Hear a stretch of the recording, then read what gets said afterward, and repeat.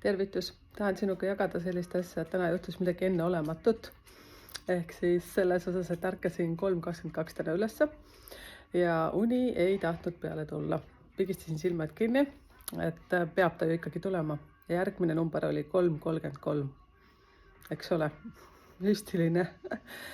Teen selle kohta postitused siis erinevatesse gruppidesse ja siia YouTube'i panen ka siis postitusena selle sinna ülesse, et mida see siis tähendab. Siit tekkis mul huvi, et tegelikult on juba ammu mult küsitud selle kohta, et mis tähendab see number või mis tähendab seda numbrit ja seda infot on tegelikult hästi palju igal pool.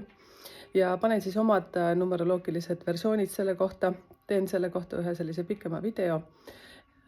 Ja muuseas mult on küsitud, et miks ma ajavööndeid ei pane. Teate, üks asi on see, et ma olen seda üritanud panna.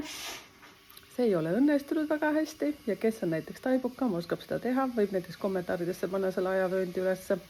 Olen väga tänulik sulle.